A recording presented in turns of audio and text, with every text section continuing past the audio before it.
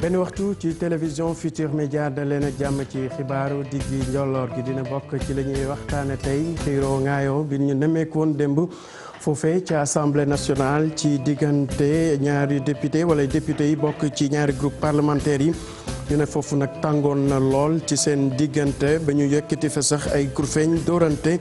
ñenn ci ñoom di ñaawlu lu ni mel di sàkku rek képp ku fay parlementaire nga faral di fësal li nga xam ne mooy xalaat wu rafet ci jamono jooju nag kuréel bi am ay liggéeykat yu nekkoon ci yenn sociétés yi fii nag di sàkku ci nguur gi ñu taxaw leen ndax dañu gis ne rek nguuru Sénégal amel na leen lu toll ci ñaar fukki milliards ak juróom-benn ci suñu xaalis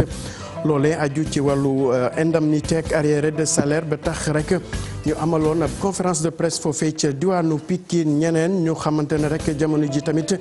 ñu ngi sàkku ci kilifa yi ñu taxawu leen mooy liggéeykatu Sonacos yi ñoom nag ay ancien agent lañ toll nañ ci juróom-benn fukk ñoom nag jamono ji soo moyul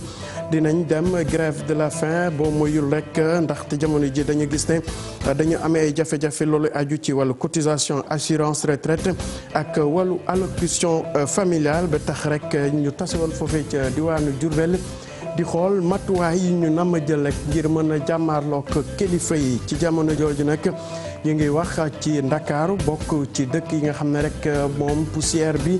ak saxaar si moom dafa bëri lool ci fukki pays yi sax la ñuy wax ci àdduna bi loolu nag waa OMS ñoo ko xamle ñu ne nag li ko waral woto yu bëri yi nga xam ne rek dañu màgget ba tax na jamono ji ñenn ci kilifa yi ak waa PANOS ñu ngi xool jéego yi ñu mën a jël rek ngir lépp lu aju ci pollution boobee ñu mën ko jële ci fii ci Ndakaaru mbokk yi loolu mooy ponk yi boo leen taxirloo tuuti ñu yaatal ko.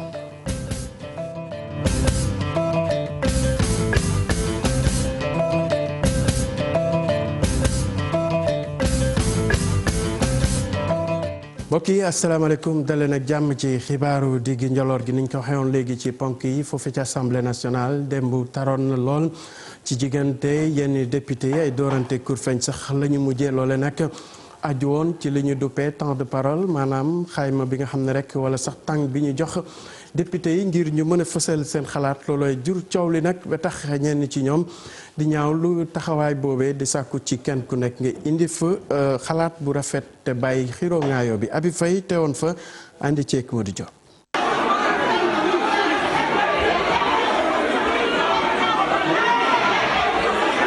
beneen xeex ci pencum ndawum réew mi bile yoon ñaari groupe parlementaire yi ñoo doon weccoo ki kurpañ ak i saagante loolooy lekk sabab rek bokk na ci ñàkk respecté temps de parole ga nga xam ne jox nañ ko groupe yi.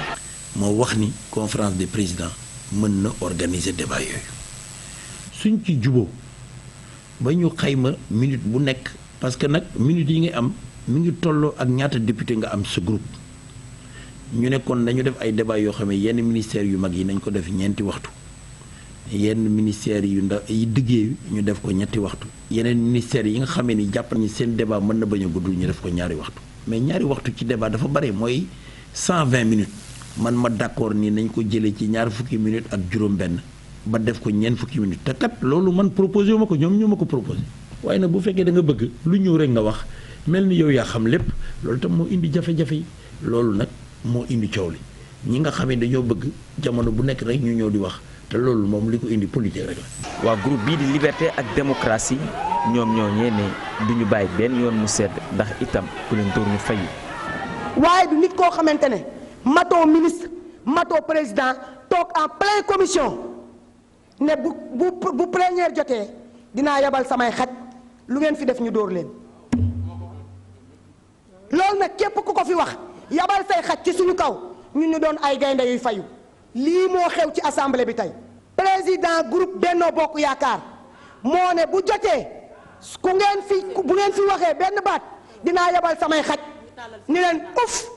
ñu tàllal seeni nunar ñun yoruñu nunar yu xale di tàllal fii ci réew mi jàmm lañ fi soxla on va vers des élections qui est capable doit être capable qui n'est pas capable doit se taire. Tant que nous sommes dans le bon chemin, tant que nous avions le règlement intérieur comme support, comme socle de notre demande, nous allons nous imposer sur cet hémicycle-là. Aucun député ne peut dépasser son temps de parole. Mais yow, ay mieux, bi ñu toogee ba pare maag yow mais conférence des présidents amatul te ñun bi ñu toogee maag yow déggoowuñu am na papier bu ñu yoroon boo xam ne da nga cee war a signé ma signé si secrétaire général yor ko man signé wu. wuuteeg loolu gis-gisu Pape Sagna Mbaye mi ne pencum ndawum réew mi barab la boo xamante nit ngir weccoo ki xalaat la. député bu yaakaar ni sa morom ngay yàqal yaa ngi juum parce que benn étiquette député moom amul député opposition amul député majorité ci population bi député yi liggéey xam nañ ko député yi perturbé xam nañ ko te lii nga xam ne lii def nañ ko tey lii débordement am dañu jóg responsable de groupe yi jóg dem waxtaan am concertation bi ñu dellu see gisu leen déggu leen fi benn safan parce que xam nañ ñu bu ñu tasee ci hall bi nii duñ fi xeex parce que ay doomu ndey lañu ay doomu sénégalais lañu ñoo bokk ndey ñoo ko bàyyi. gannaaw ba lépp ñëwaatee ñu jox ñaari njiitu groupe yi benn waxtu goo xamante ni dinañ waxtaan ngir lépp del ci waat ci jàmm waaye tamit ñu wéyal wote gi wote budget bu ministère de l'enseignement supérieur bi ci mer lañu ko mujjee amale. Abi Faye xiroo ngaayo boobu sax amoon démb rek gannaaw bu ñuy saytu budget bu ñu jagleel ministère de l'enseignement supérieur ci loolu sax ñuy xamal ne rek yokku na ci lu toll ci ñetti milliards ci suñu koppar ci loolu nag sukkandu nañ ci rek ngir àddu ci li nga xamante ne mooy ndogal bu réew France jël ngir yokk lépp lu aju ci frais d'inscription yi ci loolu nag kilifa gi di Mary Teuw Niane di sàkku ndongo yi ñu toog fii seen réew jàng ci lu aju tamit ci luñ ne woon démb rek dañu yëkkati bourse yi jële ko ci loxoy waa Ecobank jox ko yeneen kër liggéeykaay nee na nag loolu ba jamono ji mu doon àddu rek yëgu ko te dafa jàpp ne rek xibaar bu wërul la. ñu wax ci leneen ñoo xamante ne rek tamit ñoo ngi sàkku ci kilifa yi ñu taxaw leen di kuréel bi ëmb ay liggéeykat yu nekkoon ci yenn société publique yi fii ñu gis na jafe-jafe ji nag nguuru Sénégal daf leen yoral lu toll ci $20 milliards ak juróom-benn ci suñu xaalis ba tax na rek ñoom jamono ji nee nañ lépp lu aju ci wàllu indemnité ak itam arriéré de salaire daf leen indil ay jafe-jafe Salif Sow teewoon seen ndaje ànd ceeg Asmalik. ni jafe-jafe dafa ëpp fu ko waaye takk rek ñu ne weesu na fa.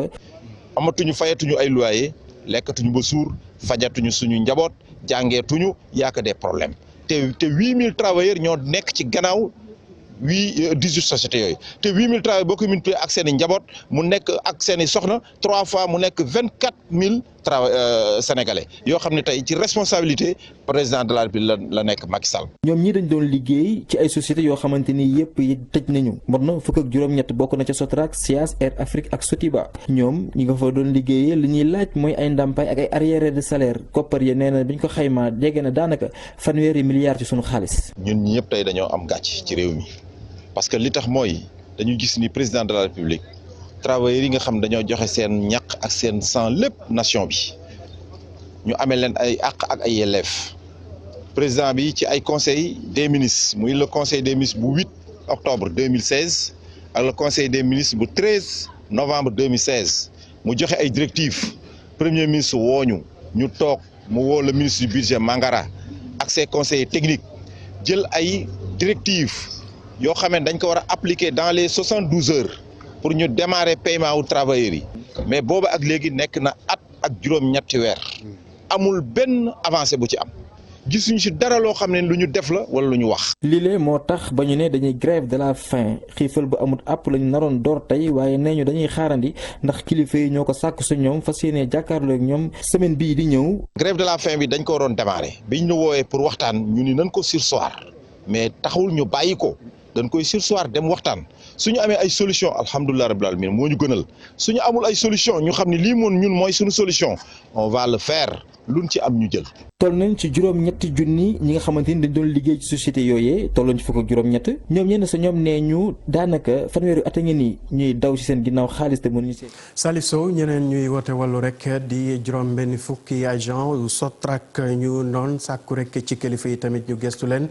ñoom nee nañ jamono ji dañu am jafe-jafe rawatina ci lu aju ci cotisation assurance retraite ak itam paiement seen allocation familiale ba tax ñu tase woon foofee ca diwaanu Diourbel di xool yoon bi ñu nam aw rek bu ko defee seen revendication kilifa yi mën ci jot Babacar Diouf ànd ceeg Ndongo Ndiaye. ñoom ñi ñoo doon liggéeyal Sonacos ba mu am naataange ga mu amoon tey yi ñu ngi ci retraite wante seen dund naqari na lool ñoom cotisation yi ñu doon cotiser ba ñu nekkee di liggéey lan leen joxut pour seen assurance situation bi ñu ne jaaduwut. travailleurs yi dañoo gisoon ne kenn ku ci nekk booy dem retraite da nga doon am ay jafe-jafe kër wala nga am jafe-jafe social boo demee pour nga am ay projets yoo mën a réaliser ñu créé woon ay assurances yoo xam ne yi direction yi fi nekkoon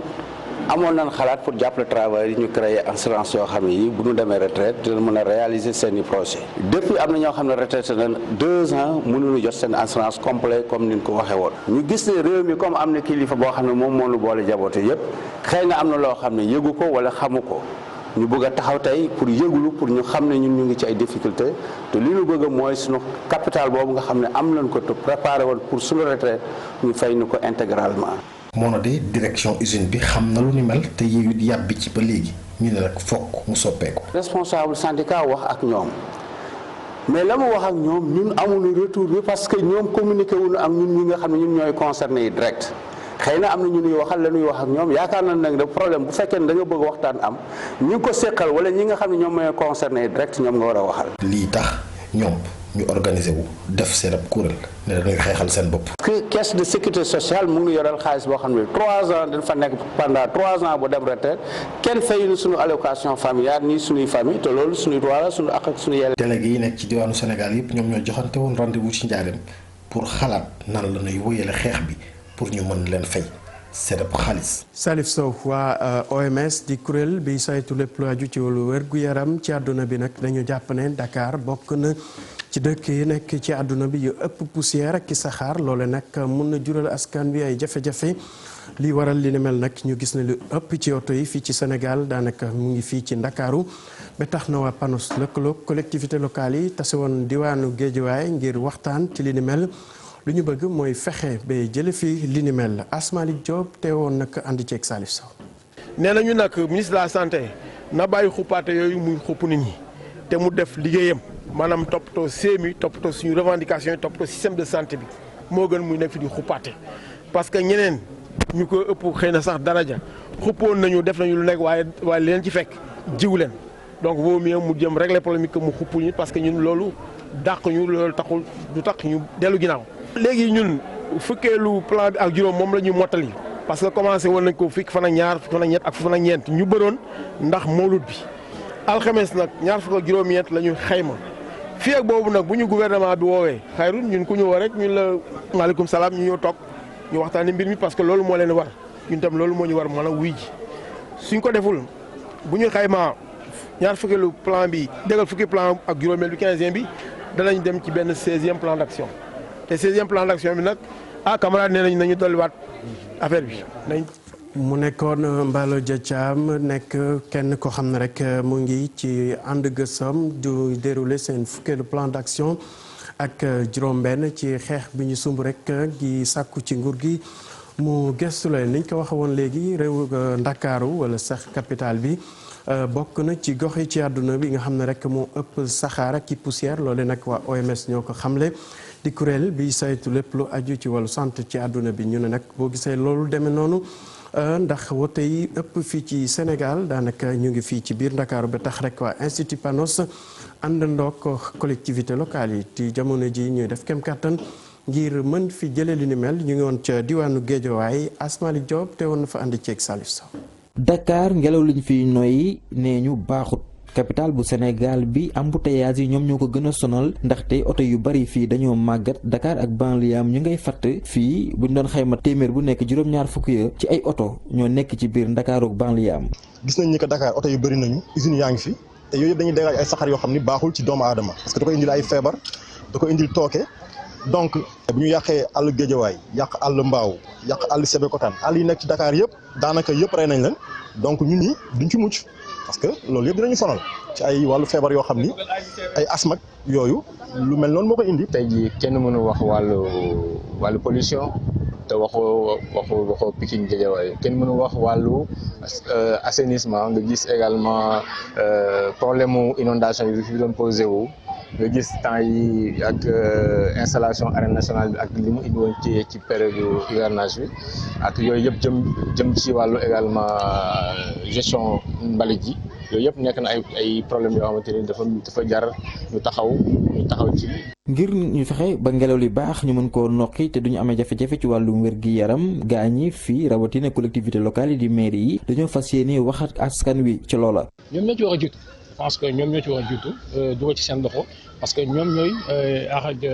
gox yi ñoom lañ dénk goxam yi donc ñoom ñoo ci war a jiitu képp koo xamante ne nag dañ ciy yëngatu moo xam ONG la wala acteur de la communication ou des communicants ñoo jàpp leen ci loolu dinañ def sax lu raw taxaw station buy saytu ngelaw li parce que ci programme boo xam ne dañ ko bokk ak waa Pikine ak Pikine Nord ñun ñu tëj ko PICEP Union européenne financé ko ñun Guédiawaye ñu ngi ci donc loolu ñu ngi ciy yëngatu pour saytu ba def benn jàmbar boo xamante ni dañ ko tuddee étude carbone maanaam xool lan mooy effet de serre lan lay def ci environnement bi. OMS di organisation mondiale pour la santé nee na Dakar war na xoolaat boppam ndaxte ngelaw liñ fiy nooy jafe-jafe yuñ ci seetlu dafa ëpp bu fekkente ni benn lañ autorisé nit ñi la Dakar capitale bi fi ñu toll nii ngelaw li bon bu mu bon mu nga ca juróom-ñaar. Saliou Sow ju wax ci leneen rawatina at traite bi maanaam jaayum gerte bi daanaka léegi mu tàmbali atum ren ji nag kuuru Sénégal jël na dogal jaayee kilogramme bi ñeent fukk ak ñaar dërëm loole nag muy dogal boo xam ne rek bàyyi ko na ci kilifa yi ñu ne nag liñ ci jublu rek mooy fexe ba baykat yi mën a gis seen bopp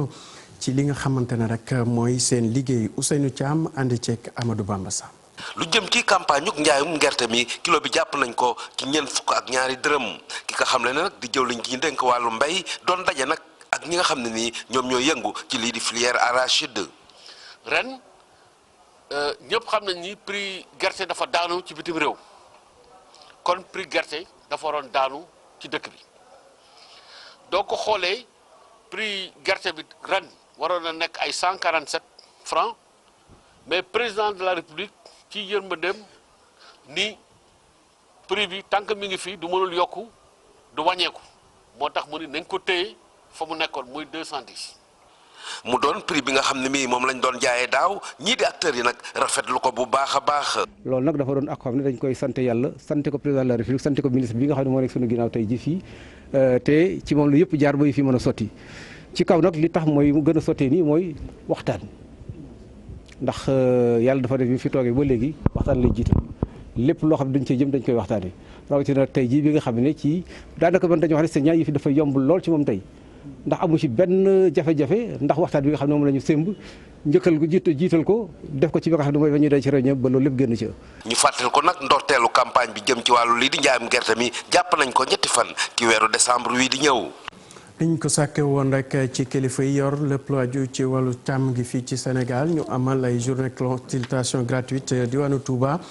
ci loolu nag seen mëbët moo ne woon ñu amal ñàkk fas yeeg mbaam yeeg li ni mel bu ko defee rek ñu mën leen aar ci yenn feebar yi ñuy faral di nemeeku ñu ne nag jawrin Aminata Mbengue Ndiaye teewoon na ca foofee ca Touba rek ngir taxaw ñi nga xam ne ñoo yëngu ci boobule fànn ñu teewlu ko ci micro Mouhamed Diop ànd ceeg Talla Samb. lii yàgg nañu koo def comme ni ngeen ko waxee mais mësuñu koo def fépp te ni ñu ko defee fii tey ak nii mu yaatoo wan nañu ni que Touba am na importance bu baax a baax ci wàllu fas ak ci wàllu liggéey ci wàllu fas boo nga xam ni jaaru woon na lii ñu def ko fi mu yàgg te définitivement lii du ñu koy def léegi mu nekk une tradition boo nga xam ni chaque année incha allah dinañu ñëw pour def ko. tey boo demee Dakar wala nga dem ci dëkk yu mag yëpp ak fii ci Touba lépp loo nga xam ne transport la buy jógee ci commerce bi li ci ëpp waxuma camion yi mais charrette yi ñoom ñoo koy yóbbu. luy jóge ca tool ya li ci ëpp ay charrette ñoo koy jëlee ca tool ya indi ko ci biir dëkk yi. lépp loo nga xam ne du ñu koy tabaxee muy ciment muy fer muy suuf muy doj muy lu mu mën a doon charrette yi ak voiture yi ñoom ñoo koy indi lu demee noonu nag ku koy def yaa ngi contribuer ci développement économique gu réew mi. président bi may ñëw moo ma ni joxal ma leen 50 tonnes aliment ñu dimbali kooku kon loolu bu soobee yàlla bu lëndee ku dikk ci yéen Dakar ci prof docteur Sakho dina la ko jox teg ko ci seen loxo ngeen xam ne président moom moo leen ko jàpp. ñu wax ci ceeb bi ak yokkute biñ ci nemmeeku woon ci fan yi ñu ne rek saaku 50 kilogramme bi buñ doon jaayee 17500 jamono ji ñu ngi koy jaayee 20000 boo gisee li ni mel rek ministre bi doon xamle ne dafa amoon ay yëngu-yëngu yu amoon ca diwaanu Thaïlande jamono ji nag fii ci Ndakaaru rawatina marché fi nga xamante ne rek mooy ci leen ñuy xamal ne rek muy détaillant bi wala sax grossiste yi kenn ku ci nekk rek daanaka yéeg nga yokkute boobu Kumar Ambadlo amaloon ci ab doxub nemmeeku andi ceeg jaafara ba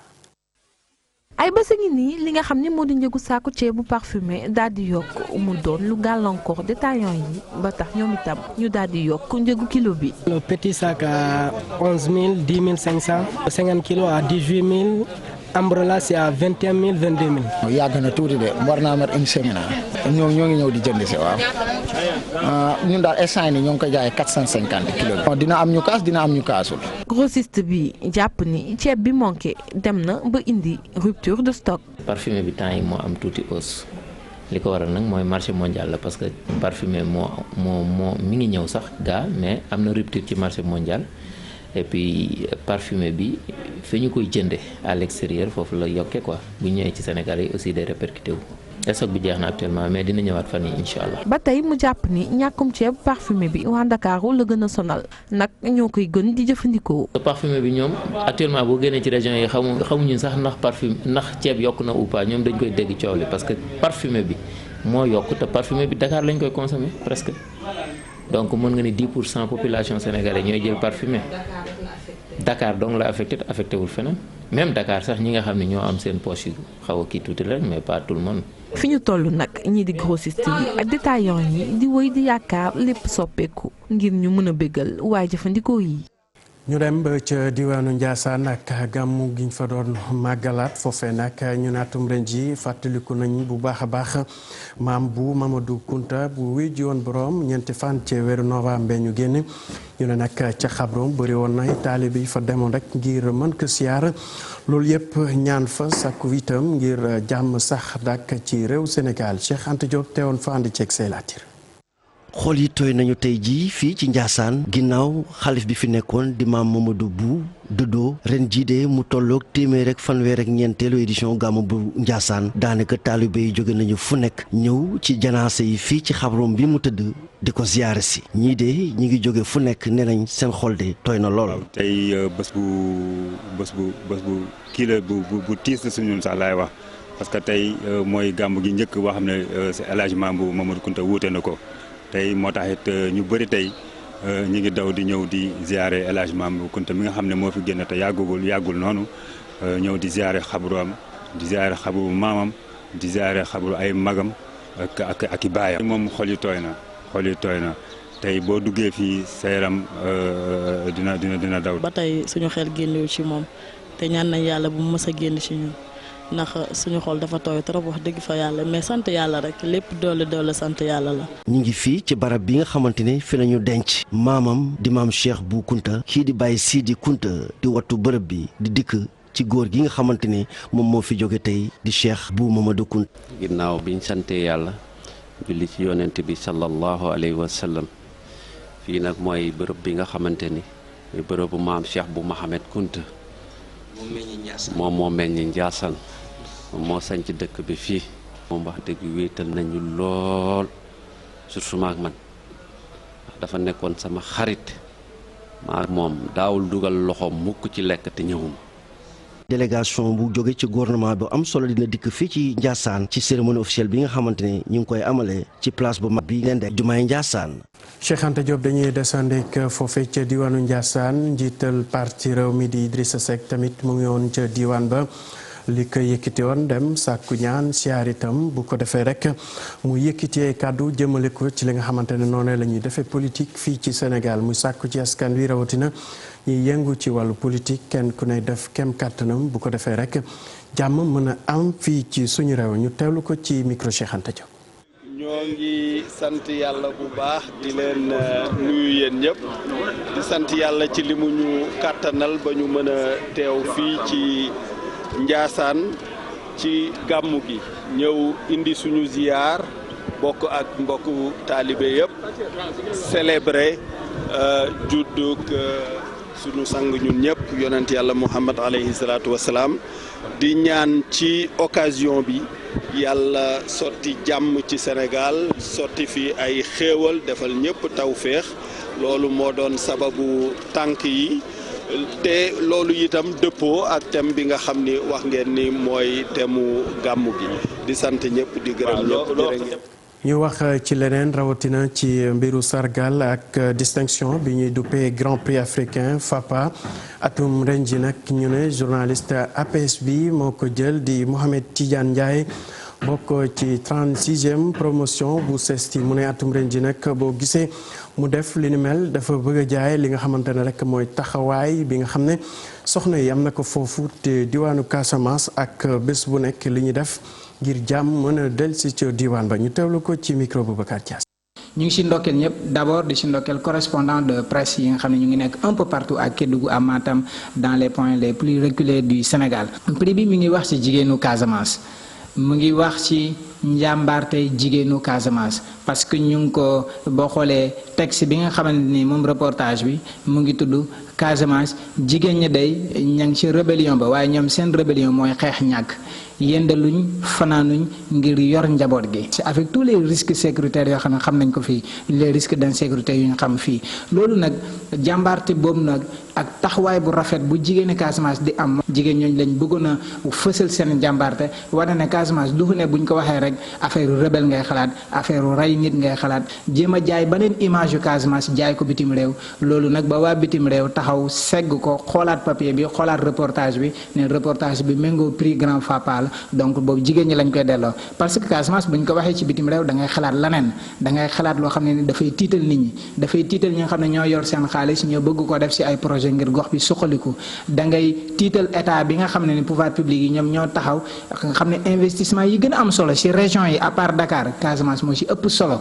li fi état bi def daanaka deful ko ci benn région yooyu ñëpp nag di doon ay milliards di doon ay effort moo xam ci étranger moo xam ay ONG yu fi ñëw moo xam yëpp benn article bu ndaw rek am na luñ ko defee am nuñ koy bindee mën na jaxase yooyu yëpp mën na gàntal yooyu yëpp mën na delloo Casamance buum sa booy ga te yooyu yëpp baaxul moo tax nag ñuy woo rek sunu confrères yëpp ak sunu consoeurs yëpp sunu naataango journalistes yëpp ñu bàyyi xel ci sunu liggéey xam ne ñun liñ yor dafa xaw a am doole tuuti affaire u média.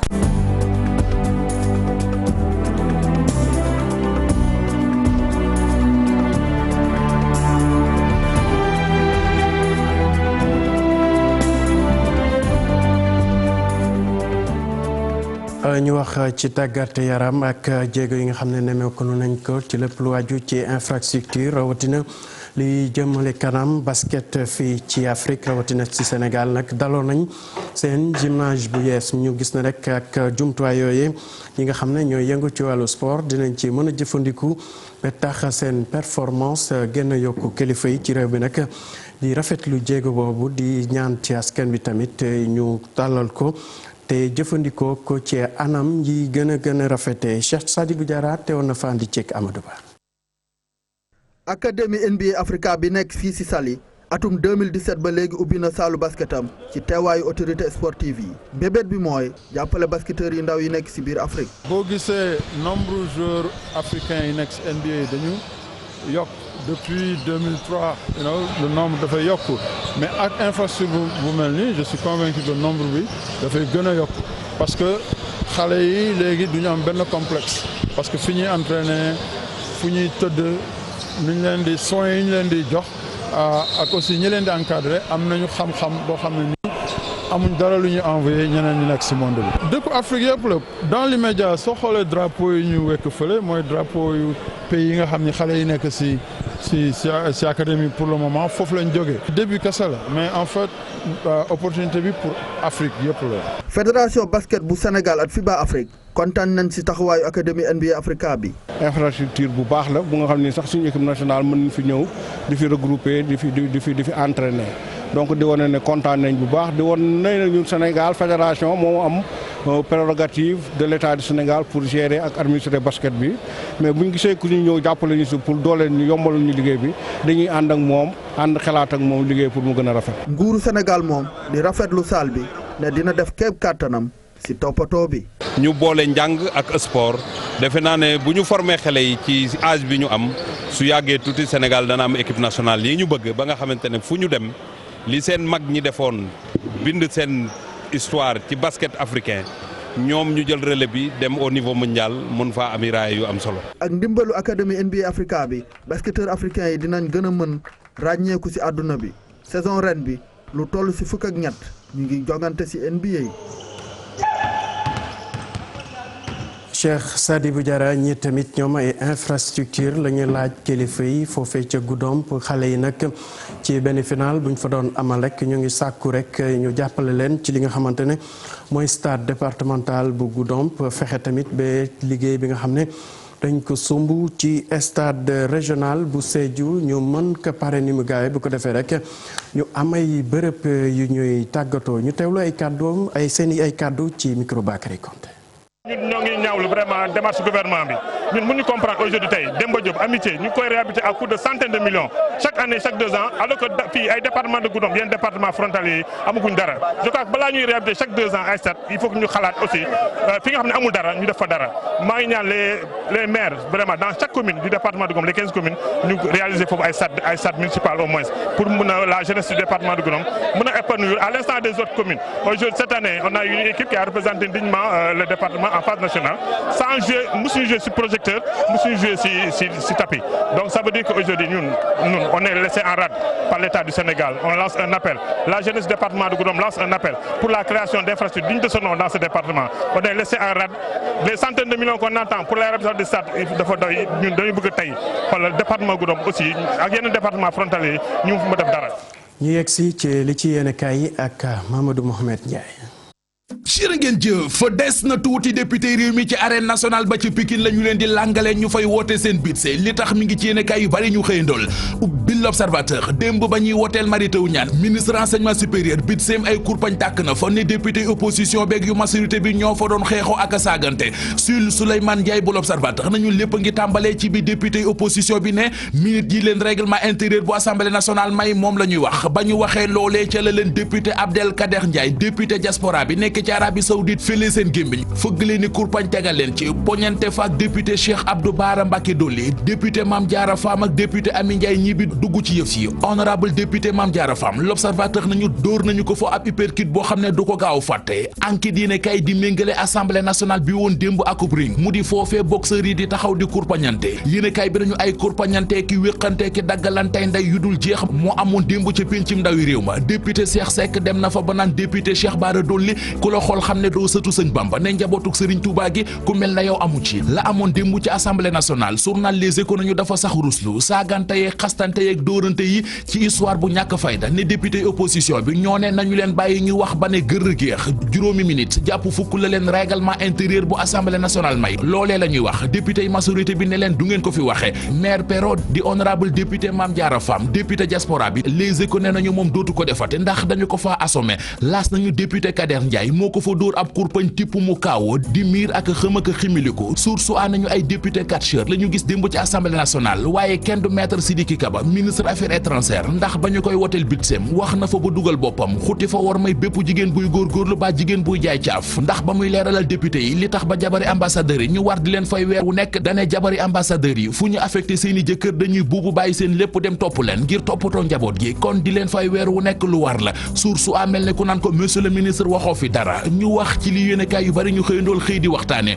mu di livre bi président Macky Sall bind tuddee ko Sénégal au cœur l'Observateur nañu livre la bopp Macky Sall wax na ca léppam wax na ci Idrissa Seck ci livre ba wax na ci Karim Wade wax na ci Marième Faye Sall wax na ca doom ji Amadou Sall wax na it ci soxna ndem si Yàlla Ousmane Masseck Ndiaye ba waxaale it ci tam gi ko fi Abdoulaye Wade tamoon bëccëgu ndara kàmm Les Échos nañu ci livre bi ci la Macky Sall di soog a tontu Abdoulaye Wade nee na bu Abdoulaye Wade taxawee naan fi ma bokk dañu leen di tooñ ak naan ci jàmm laa soqee ko li muy wane moo di Abdoulaye Wade xamuma waaye ku xam Fuuta dëgg xam histoire Fuuta xam ne man ci yax bu rëy laa bokk fa ma soqee ko ay nit ñu siiw ay jàmbaar dëgg ñoo ci bokk Macky Sall ne ci livre ba kàddu yi Abdoulaye Wade yi jibee samay mbokk am ci lu leen mitti lool dama ne leen bu leen tont bu leen ci waxte bu ma leen ci dégg ndax noppi toj na gémmiñu waxkat Vox Populi nañu Macky Sall ma ngi nittili ay jaar-jaaram ci livre boobu def na téeméeri page ak juróom-benn fukk ak juróom-ñaar maanaam 167 page ca livre ba mën nga ca tuddee Idrissa Seck doom ju yàkkamti tuddee ca Karim Wade doom ju ñu gëmewul moom Macky Sall Sall mu tuddee fa boppam doom ju boolewul dara ki wax tur wi ñu koy woowee mu di ñàngal Sall Macky Sall ne xëy na tur woowee lu mu mérito la soxnaam di Marième Faye Sall Macky Sall ne ca livre ba bu fi neewuloon làmbaay ñaaw ne pusaam la yor rek di ñawi diggante fu ma sa ñagas dox na ko ba mu ratax mission bi ñu ma dénk su ma ko matalee Marième Faye Sall bokk na ci li tax Le Quotidien nañu Macky Sall muy nittali boppam Sall raconte Macky wax na ne nguur soppiwu ko te du ko mas a soppi Amsatou Sow Sidibé sippiwul soppeekul La Tribune nañu mayul dara Macky Sall moom Amsatou Sow Sidibé daanaka jaaseem rek la yor di xàcc yi dóor mu di biir réew mi 2019 wàllu parrainage processus électoral bi lépp professeur Amsatou Sow Sidibé waxtaana na ko ak waa Tribune saa ngéeñeen di Ousmane Tanor Dieng xëy na di waxtaan ak waa Direct Info mobilisation bi jigéeni Benno Bokk Yaakaar yi defoon keroog ca stade de Caroline Faye ba ca Mbour ngir doon investir candidat Macky Sall mbooloo mu bari ma fa teewe woon moo ko yëm ba tax mu koy xëy di waxtaan ak Direct Info Ousmane Tanor Dieng ne mbooloo mu takku ma tee woon keroog du ak neen moom la mu gis ca stade Caroline Faye jéggi na dégg-dégg. Mamadou Mouhamed Ndiaye cant ak ngërëm ñeel na la yéen tamit naka noonu ci teewlu beeg safo bi di leen ñaanal kenn lu jàmm di ko sàkku ci yéen jërë ngeen jëf.